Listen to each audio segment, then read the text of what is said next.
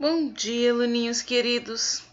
Estamos aqui ainda em quarentena, seguindo nossa aula aqui pela plataforma do Eclass.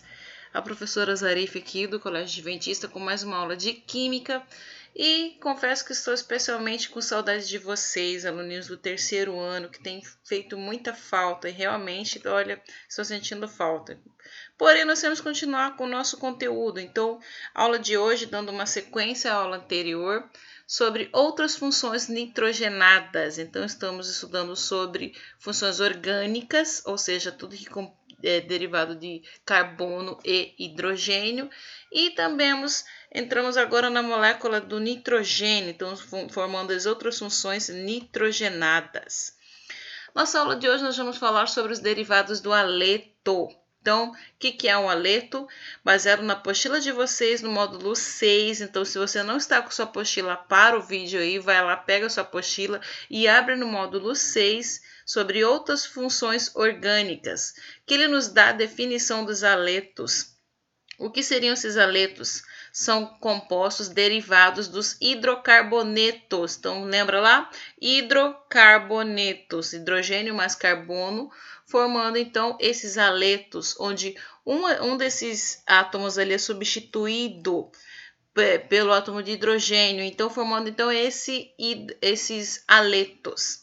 Classificando ele ali, ele podem ser de diversas formas, esses tipos de haletos. Estão mais presentes no nosso dia a dia do que nós imaginamos. Então, eles são compostos sulfurados e compostos organometálicos. É o que nós vamos conhecer e identificar agora aqui nessa nossa aula de hoje. Então, esses compostos também são importantes em nosso cotidiano, pois são presentes em solventes, plásticos, inseticidas, gases de refrigeração, anestésicos, medicamentos, gás de cozinha e alimentos como alho e cebola e até mesmo no sangue artificial. Então, começamos aqui pelo clorofórmio. O clorofórmio, também conhecido como lança-perfume, ele é um haleto e ele tem a fórmula de triclorometano. Então, o que é um tricloro? Tri de 3, cloro, átomos de cloro. Então, são 3 átomos de cloro ligados a um carbono, ligado a um hidrogênio, formando um metano. Então, quando eu só tenho um carbono, ele é met. Então, tricloro met mais a terminação ano, porque nós só temos ligação simples aqui. Então, o clorofórmio, ele forma esse líquido aí, que ele foi muito utilizado por muito tempo. Ele foi descoberto pelo médico escocês, e a princípio ele era utilizado como substância sedativa, então era muito utilizada em cirurgias, principalmente nas cesáreas antigamente, quando não existia ainda anestesia, já anestesia geral, então eles usavam o clorofórmio, molhavam um pedaço de tecido, colocavam no nariz da vítima e desmaiava ela. Assim eles faziam a cesárea. Passado um tempo, eles costuravam e a pessoa voltava a si. Porém, ela foi muito perigosa com essa finalidade, chegando a ser vetada por causa da grande probabilidade de causa de parada respiratória. Então, durante a cesárea e durante a cirurgia em geral, muitas dessas pessoas, desses pacientes, paravam o seu batimento do seu coração ali, além de poder causar danos irreparáveis ao fígado e ao rim. Então, por isso, o clorofórmio deixou de ser usado como um anestésico. E ele também foi vendido em larga escala como lança-perfume. Aqui tem um vidrinho de lança-perfume. Era muito comum nos bailes de carnaval de antigamente. Então, como é que ele era? Esse tubinho aqui é semelhante aos nossos desodorante aerosol de hoje em dia. O líquido era comprimido sobre alta pressão ali dentro, e quando você lançava esse clorofórmio no ar ali, ele tinha um cheiro agradável, e essa substância química dava euforia às pessoas que estavam ali participando do carnaval. Porém, ele é uma substância altamente tóxica.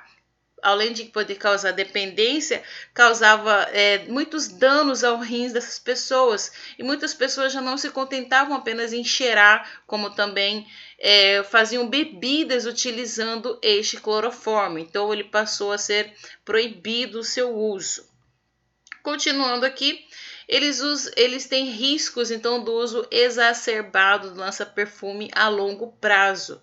O uso frequente ao longo prazo do lança-perfume está associado a dificuldades de concentração, déficit de memória, depressão, lesões no fígado e na medula óssea, além de danos nos nervos periféricos e nos rins, que é o principal órgão que era prejudicado. Então, o clorofórmio aqui, quando ele era utilizado no carnaval em forma de lança-perfume, ele era exposto ao ar atmosférico, oxidando lentamente, então surgindo assim o gás venenoso COCl2, chamado de fosfogênio. Então esse gás aqui era muito utilizado como um gás asfixiante. Então pensa, um lugar fechado, a pessoa usando o lança-perfume, muitas pessoas desmaiavam, passavam mal ao utilizar esse tipo de substância. Continuando da mesma família ali, desses haletos aqui, nós temos o DDT. Então, o DDT, ele foi muitíssimo utilizado na segunda metade da Guerra Mundial. Por quê? Durante a segunda Guerra Mundial, muitos dos soldados iam, né, para as florestas, iam para áreas onde tinham, né, muita vegetação.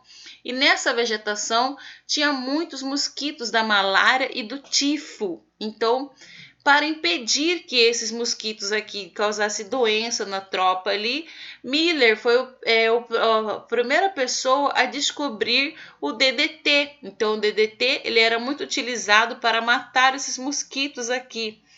Passado esse tempo da Segunda Guerra Mundial, o DDT continuou sendo usado. Aqui a fórmula do DDT. E esse DDT aqui passou então a ser utilizado pela antiga SUCAM, que eram os homens onde eles iam bombando as casas em busca de matar esses mosquitos e outros artrópodes. Porém, esse DDT ele era altamente tóxico e como nós vemos aqui, esses primeiros funcionários não utilizavam os EPI, que são equipamentos de segurança, então não tinham luva, não tinham máscara. Então, muitos desses funcionários chegaram a falecer, tiveram problemas nos seus rins, tiveram problemas de cegueira, então por causa do uso do DDT.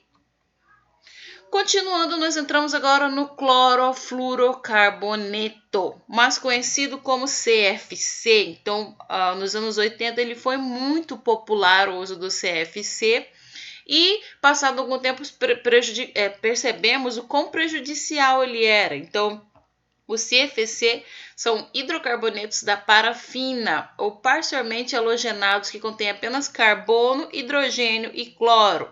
Então, esse nome ali, né, dele, CFC, vem dessa composição química dele aqui, produzindo como derivado volátil do metano, etano e propano. Eles também são comumente conhecidos pela marca DuPont e Freon. Então, muita gente conhece o CFC como Freon. Está presente nos aerosóis, então seja tinta, spray, seja aerosol de cabelo, seja o gás da geladeira. Está muito presente esse gás do CFC. E passado algum tempo, nós descobrimos que esse CFC causa destruição da camada de ozônio, então sendo controlado o seu uso agora. Muitas campanhas lá vão contra o uso do CFC. Entramos agora na família dos organometálicos. Então, a seguir, nós temos 3 exemplos aqui de organometálicos presentes no nosso dia a dia. O primeiro organometálico que nós temos aqui é o etilmercúrio. Esse composto pode ser usado como fungicida na preservação de sementes.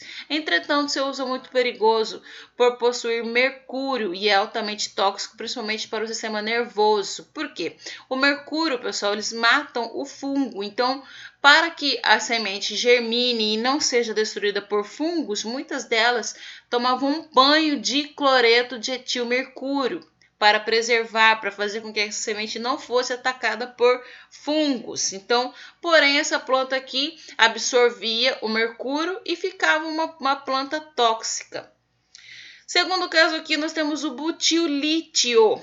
Este composto é usado como iniciador na polimerização para a produção de elastômeros, isto é, polímeros com propriedades elásticas. Então, na produção de plástico, aqueles plásticos são mais maleáveis, como aquele plástico de cadeira de metal, aquele plastiquinho lá que forma aquelas cadeiras, aquele fio comprido lá, que você senta e marca toda a sua costa e marca todo seu bumbum ali, ele é um desses exemplos aqui em que usa o butil-lítio. Então, muito utilizado para isso aí.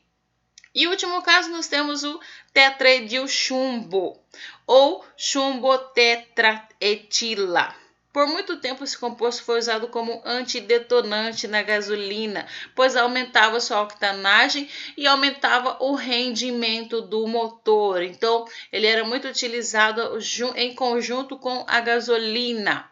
Porém, passado algum tempo, eles perceberam que essa reação química que liberava chumbo na atmosfera, então causando poluição à atmosfera. Não apenas os gases poluentes do carro, como também chumbo eram lançados na atmosfera. Outra categoria que nós temos aqui são os tiocompostos. Uma das principais características dos compostos, né, que possuem os tiocompostos, é o cheiro do enxofre. E tudo que tem enxofre tem um cheiro muito forte e muito desagradável. Por exemplo, o cheiro de ovo podre ali. Por que o ovo podre tem aquele cheiro tão forte? Pela presença do enxofre e pela presença aqui do sulfeto de hidrogênio. Então, e o metanotiol é outro cheiro aqui considerado um dos piores cheiros do mundo. Foi feita uma pesquisa com diversas pessoas e esses dois aqui foram as duas substâncias que têm o pior cheiro do mundo. Então, forma do metanotiol é um composto sulfurado que possui um dos piores cheiros do mundo e está presente no gambá, aqui aquele cheiro lá que é fortíssimo, é muito difícil de você retirar esse cheiro quando ele impregna em você. E também está presente aqui no alho, é a presença da alicina, um tipo da família aqui do tiocomposto. Então, aquele cheiro forte do alho ali, que fica difícil você retirar da sua mão, é graças à presença da alicina. Finalizando, queridinhos, mensagem aqui para vocês, terceirão especial.